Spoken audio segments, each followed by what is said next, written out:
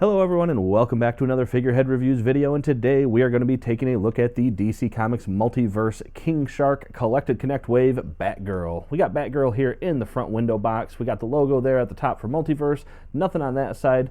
We do get some artwork on this side with the read-up, the alter ego of Barbara Gordon, a modern heroine now living in Gotham City's hip border district, Burnside. And on the back we have the other figures that do complete the King Shark Build-A-Figure Wave, Collect and Connect Wave.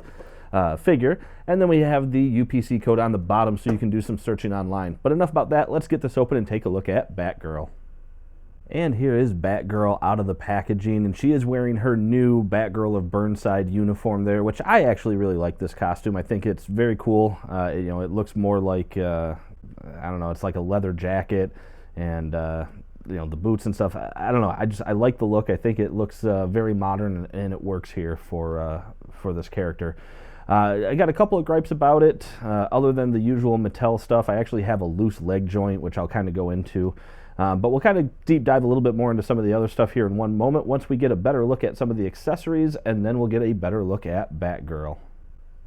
So looking first here at the batarang that comes with Batgirl, and it's pretty standard. The very cool thing that I'm happy about is we don't get any ugly made in China stamped on this. It's just a big batarang, nothing special about it, so that is cool. Cell phone, definitely not much going on. It is just a gray piece of plastic with the only identifying mark being that little lump there, and maybe what could be identified as a power button on the side, and that could either be a home button or a camera, depending on how you want to look at it.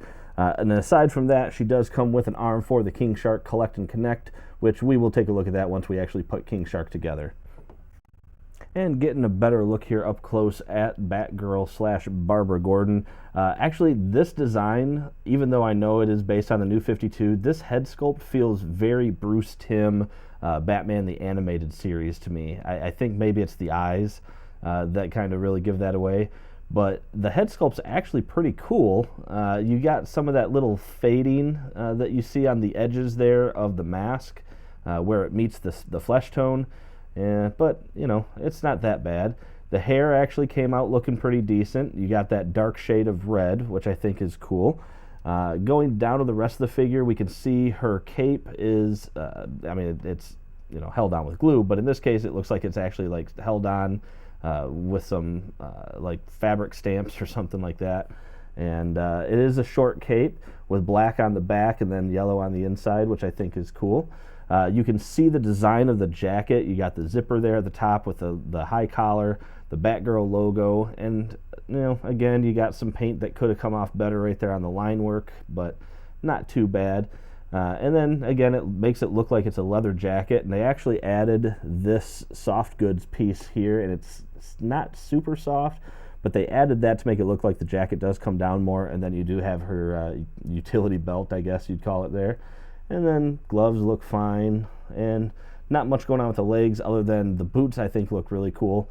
That is kind of another part of her uniform, is these high-laced boots, which I think came out pretty good.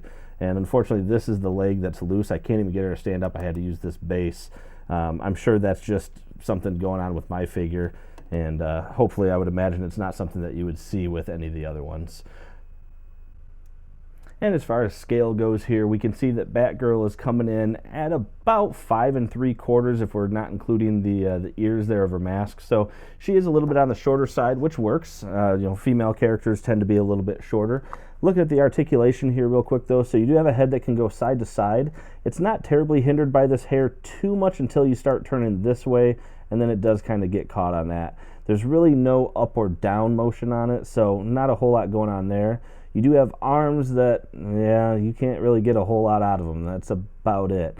Of course, they do rotate, and you do have a bicep swivel, a single-jointed elbow, which is kind of a tough single joint for me, and it was kind of hard for me to tell which way it goes because you got that peg, the line there and there, so it almost looks like it could bend in either direction. Yeah, it even is a little bit. So not a whole lot going on with the wrist. You do just have a swivel. You don't have any kind of hinge on that.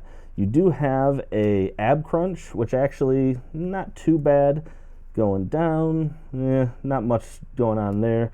You do have a waist swivel. You do have the lower thigh cut here. I skipped the legs. So the legs do kind of get hindered by that piece there. So that's about it without pushing into it. And as I mentioned, this is the one that is loose, and I can't really show it off too much, but yeah, it is really loose. It kicks forward. Yeah, not bad. Not much going backwards. I just mentioned the thigh cut, single jointed knee, and then we don't have any kind of articulation other than just a hinge on the ankle.